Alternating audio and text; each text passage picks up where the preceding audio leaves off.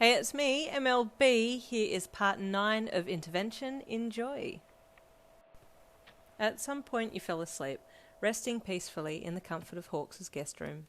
And when you woke next, it was night time and you were starving. Raising your head and looking around, you looked to the bedroom door and saw light was filtering in under it. What time is it? You wondered, getting off the bed and looking around for a clock. It was dark in the room, so you walked to the wall and switched the light on so you could look around better. Squinting madly in the sudden bright light, you scrunched your nose and placed an arm up over your brows to shield your eyes. You hummed with displeasure at not being able to find a clock. Where's my phone?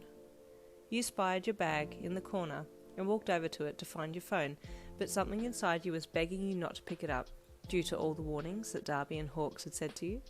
You hesitated as you got to your bag, but the war inside you was being lost to your old ways, and you reached in to pick out your phone. But instead of touching a phone, or clothes, or anything like that, your hand touched the down of a feather. Huh? You asked no one in particular, as you gently gripped your hand around it and pulled it out. You rang? Hawks asked from the other side of the door. What's your feather doing in here, Hawks? You asked, shaking the feather lightly. You're making me dizzy, he called playfully. Get this out of here, you said, pretending to be angry as you marched to the door and opened it to throw his feather back in his face. Well, now that you're up, you want to come and have some dinner? I'm just about to order your favourite, he said brightly, recalling the floating feather into his other ones. Dabi already got my favourite last time, you said. You got anything else? Damn, Hawks clicked his fingers. He beat me to it. Well, he leaves me no choice. I have to go for the romantic dinner option. Romantic dinner? You asked with a deadpan look on your face, with one eyebrow raised quizzically. Can you be serious for just once in your life? I'm only 20% serious. You should know that, Hawks replied with a grin. Anyway, come out and let's eat. You sighed and then turned the bedroom light off, then followed him down to the kitchen for dinner. It was nice not having to cook food for yourself. Back in his place, Dabi was still fuming about your ex.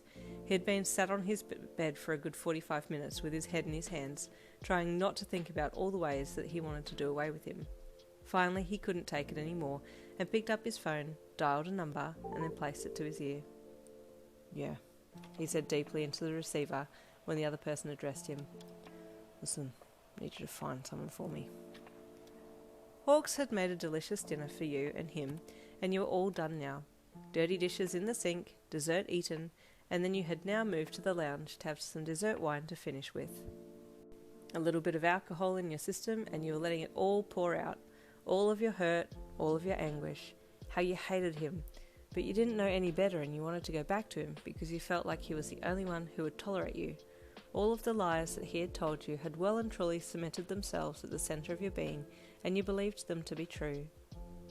Am I an idiot? You asked Hawks tearfully, sniffing back your tears. Listen, he said softly, leaning in and moving closer to you. You were brainwashed by that fool. You can't help that he got into your psyche and messed it up. But you know what? Now that you know he lied to you, you can grow from that. You don't have to be under his spell anymore.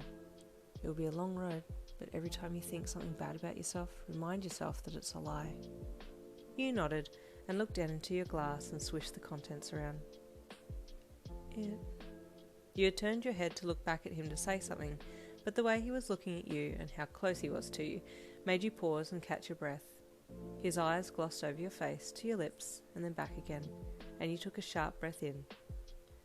Hawks, even if you never end up loving yourself, I'll be there to do it for you, he said softly.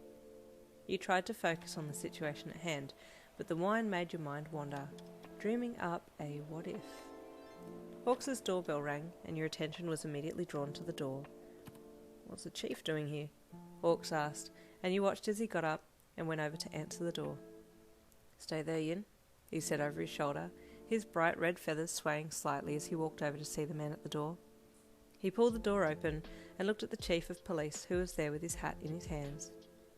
Hawks, I hate to intrude on your night, but there's been a body discovered, and we have concerns for the safety of a colleague of yours. Fellow hero Yin, you mentioned that you knew where she was.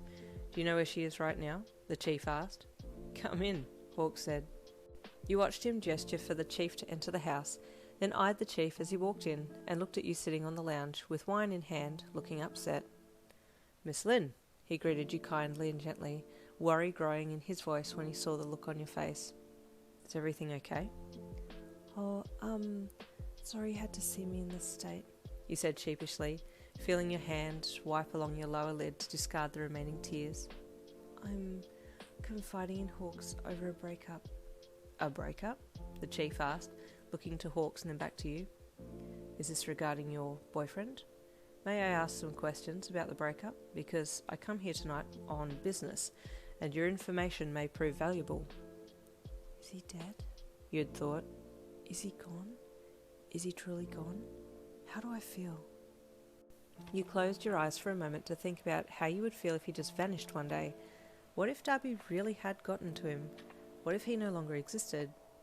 Your heart felt peaceful. "I need him out of my life.